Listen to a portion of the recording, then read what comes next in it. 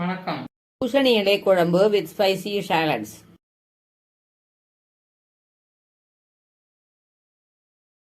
பூசணி இலை, இந்த மாதிரி பூசணி இலை நம்ம பூசணிக்காய் வாங்குறோம் இல்லையா, அதை அந்த விதைய சாதாரணமாக மண்ணில் சும்மா போட்டு வச்சு தண்ணி ஊற்றினாலே இந்த மாதிரி முளைச்சி வரும். அதுலேருந்து இந்த இலையை வேஸ்ட் பண்ண வேண்டாம். இதை வச்சு குழம்பு பண்ண போகிறோம். தேவையான உப்பு, மஞ்சள் தூள் 1 ஸ்பூன், கொஞ்சம் ஒரு டம்ளர் தண்ணி ஊற்றி இந்த இலையை இதில் போட்டு வேக வச்சுப்போம்.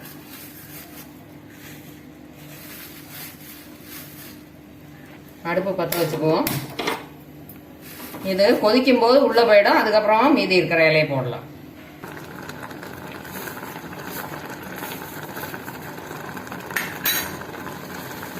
இந்த பூவெல்லாம் கூட இதில் போட்டுக்கலாம்.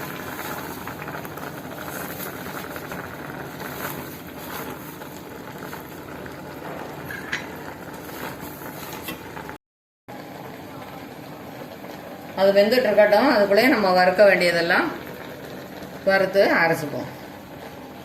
வானொலி அடுப்பில் வச்சு உப்பு பற்ற வச்சு சின்னதாக வச்சுப்போம். இது 1.5 ஸ்பூன் உளுத்தம்பருப்பு, 2 மிளகா வத்தல் போட்டிருக்கேன், 1 ஸ்பூன் தேங்காய் எண்ணெய்.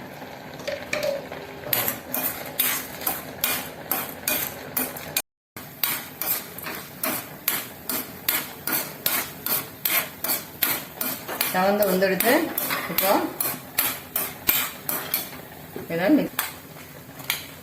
எண்ணெயை வடித்து ட்ரான்ஸ்ஃபர் பண்ணுங்க.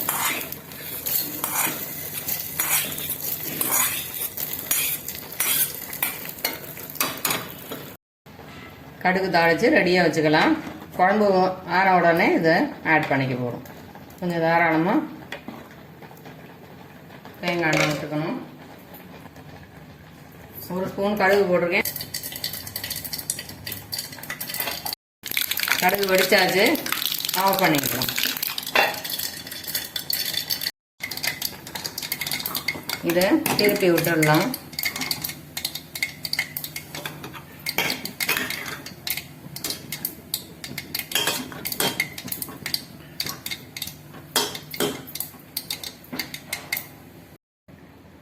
ஒரு ஸ்பூன் தேங்காய் பத்தை எடுத்துருக்கேன். தேங்காய் துருவலாகவும் எடுத்துக்கலாம். இதாவது தண்ணி ஊற்றி நல்லா மையாக அரைக்கணும். நல்லா வெந்துடுத்து. இந்த மாதிரி கலர் சேஞ்ச் ஆகிடுத்து பாருங்க. இப்போ ஆஃப் பண்ணி இதை ஆற விடணும். அரைச்சிட்டோம். இதில் ட்ரான்ஸ்ஃபர் பண்ணி வச்சுக்கலாம்.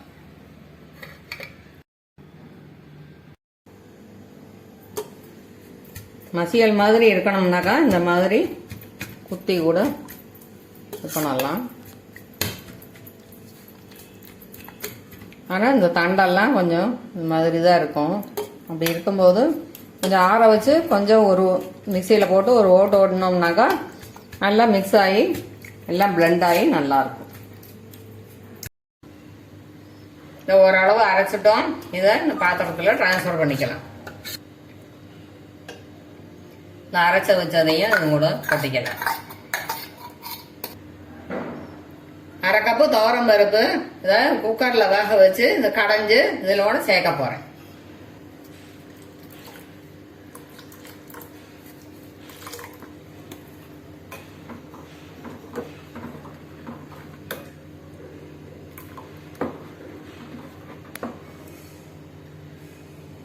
கன்சிஸ்டன்சி கரெக்டாக இருக்குது. இப்போ அடுப்பை பற்ற வச்சுக்கலாம். ஒரு 5 நிமிஷத்துக்கு கொதிக்க விடணும். கொதிச்சாச்சு, ஆஃப் பண்ணிடலாம். தாளிச்சு வச்சுருக்கோம் இல்லையா, அதை இதோட ஆட் பண்ணிக்கலாம்.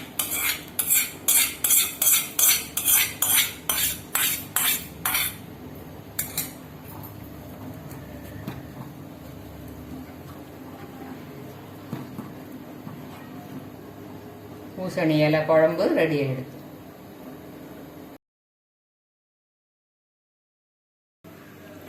அடுப்பை பற்ற வச்சுக்கலாம். நல்லெண்ணெய் விட்டுக்கலாம். 2-3 ஸ்பூன் விட்டுக்கலாம். 1 ஸ்பூன் கடுகு போட்டுக்கலாம். வெடிக்க ஆரம்பிச்சாச்சு. இப்போ அடுப்பை ஆஃப் பண்ணிடலாம். கொஞ்சம் ஆவி இப்போ எடுத்து இப்போ வெங்காயத்தை இதில் போட்டுக்கணும். சூட்டோடையே போட்டோம்னாக்கா வெளியில எல்லாம் தெறிக்கும் எண்ணெய். அதனால இந்த மாதிரி ஆவி போடணுன்றதுக்கப்புறம் போட்டோம்னாக்கா அப்படியே நல்லா இருக்கும்.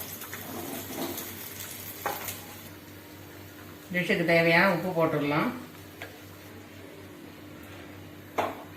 அடுப்பை பற்ற வச்சு இப்போ வதக்கலாம்.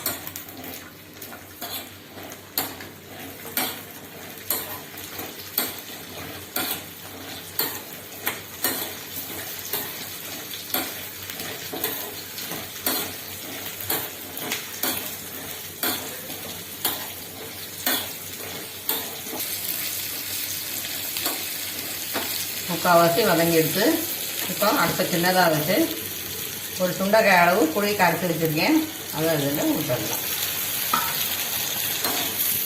திருப்பியும் கொஞ்சம் நேரம் கொதிச்சு அந்த தண்ணி வைக்கணும், அது வரைக்கும் வைக்கணும்.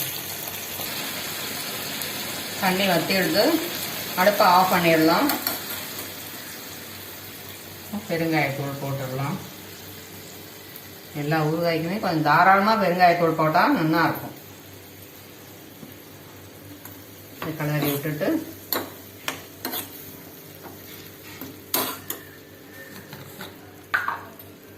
தனி மிளகா பொடி காரத்துக்கு தகுந்த மாதிரி போட்டுக்கணும்.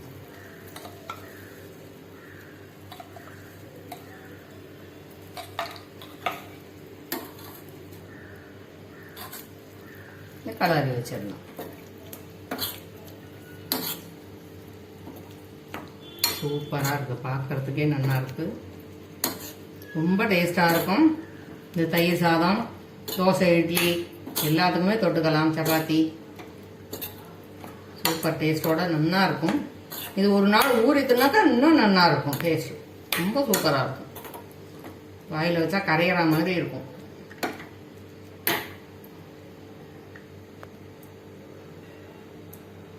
பூசணி இலை குழம்பு with spicy shallots is ready to serve.